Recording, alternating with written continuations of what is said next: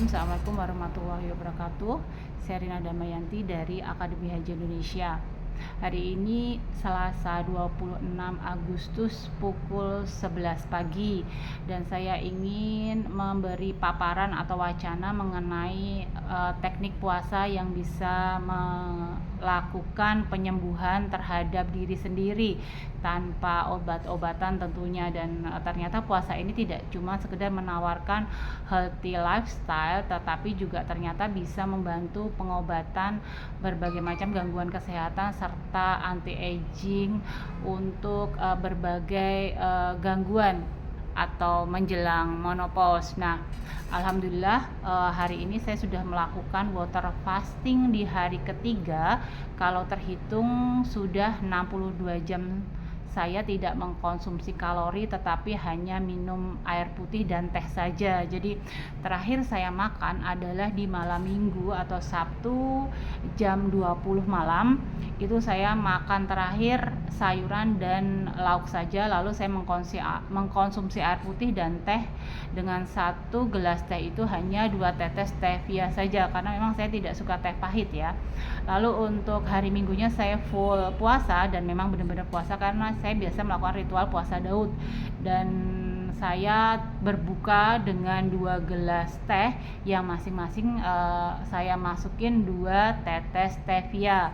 Lalu hari Seninnya saya normal, saya tidak memakan makanan dan tidak ada kalori yang masuk di tubuh saya hanya memakan kalau nggak salah 4 gelas teh seharian dengan masing-masing 1 gelasnya 2 tetes stevia. Dan alhamdulillah di hari kemarin juga saya merasa berenergi, tidak kurang suatu apa, seperti melakukan aktivitas seperti lainnya saja. Dan begitu juga hari ini alhamdulillah sudah berjalan 62 jam dan pagi ini saya ke kantor melakukan aktivitas seperti biasa, tidak merasa pusing, capek, lelah, ngantuk, atau gemeteran ataupun sakit perut.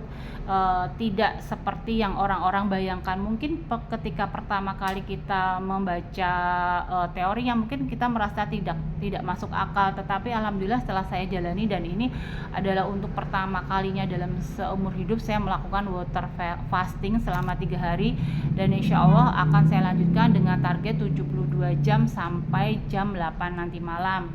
Dan memang tidak bisa dilakukan secara mendadak oleh orang yang tidak pernah terbiasa berpuasa. Jadi Bapak Ibu memang kalau ingin melakukan water fasting atau intermittent fasting memang harus disiapkan dulu bahwa tubuh ini terpenuhi nutrisinya, dan memang harus diperbaiki dulu mana-mana bagian tubuh yang ada gangguan. Maka tidak bisa langsung 24 jam, 48 jam atau 72 jam.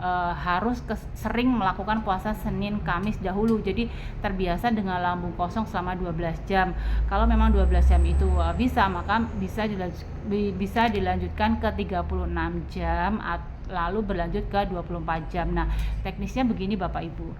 Kalau kita terbiasa melakukan puasa, yaitu sahur di jam 4 pagi lalu buka puasa di jam 18, berarti kan lambung terbiasa untuk kosong selama 12 jam. Nah, ternyata lambung itu setelah diisi dia memerlukan 8 jam untuk proses pencernaan dan pengosongan kembali. Sedangkan seperti yang kita tahu, kita biasa sarapan jam 8.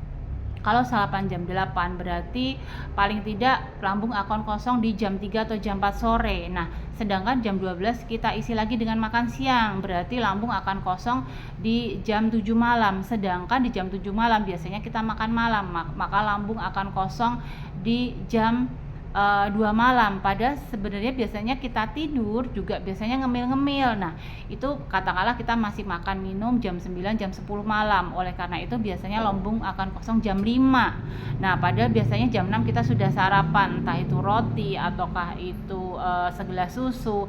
Nah, makanya hampir bisa dipastikan bahwa setiap manusia itu lambungnya jarang pernah kosong. Maka lambung itu sebenarnya kalau punya mulut maka dia akan berteriak, kapan istirahat saya. Nah, makanya puasa ini disunahkan oleh Rasulullah memang untuk melindungi kita dari segala efek keburukan dari melemahnya kesehatan. Dan ini memang dibuktikan oleh penelitian beberapa ahli nutrisi serta dokter yang memang baru diketemukan penelitiannya di akhir-akhir ini. Dan misalkan kita berpuasa, katakanlah kita makan sahur di jam 4, maka lambung itu akan kosong diperkirakan jam 11 siang. Maka jam 11 siang sampai jam 6 sore itu lambung akan kosong karena kita tidak mengkonsumsi makan apapun dan minum apapun, dan maka di dalam pencernaan akan terjadi autolisis. Jadi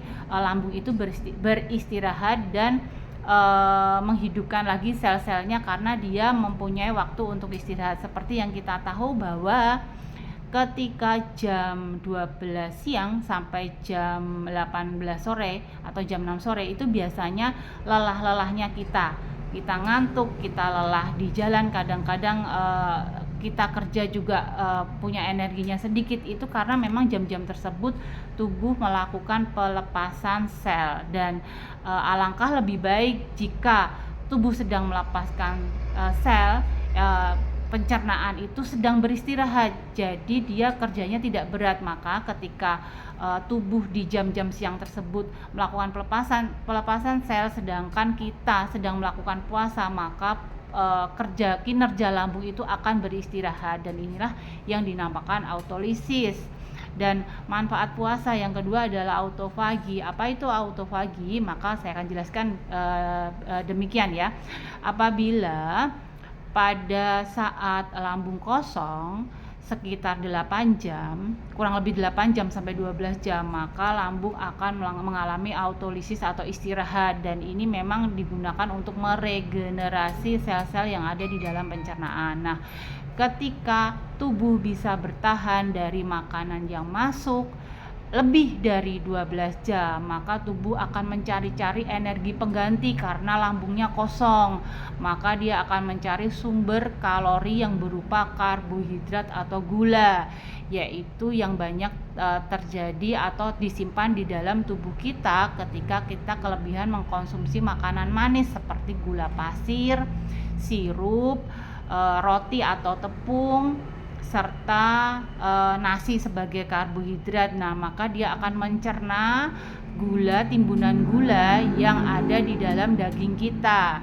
Nah, setelah lebih dari durasi 12 jam sampai 18 jam, maka di jam 18 jam ke atas atau di mana cadangan gula atau karbo yang di tubuh kita itu habis, yaitu sekitar ada di jam 18 jam puasa kita atau di 24 jam puasa kita ke atas, maka cadangan karbo itu habis, maka tubuh akan melakukan ketosis, yaitu adalah mencari-cari energi lagi di dalam cadangan lemak. Dan ini adalah logika di mana ketika tubuh itu butuh makan tetapi nggak ada makanan di lambung, maka tahap pertama dia akan mencari cadangan gula.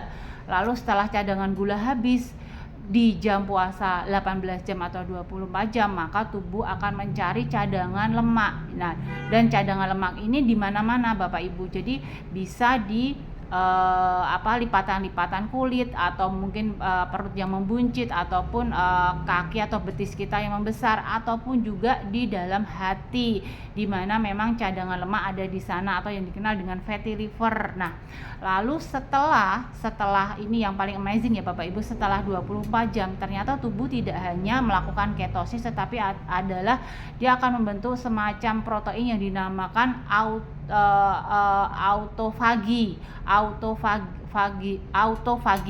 Nah, autofagi ini adalah proses tubuh itu memakan tubuh sendiri, sel tubuhnya sendiri, tapi sel tubuh yang dipilih adalah sel tubuh yang rusak atau sel tubuh yang tidak berguna atau sel tubuh yang asing, di mana itu bisa dijadikan sumber energi. Jadi, saya ulangi lagi.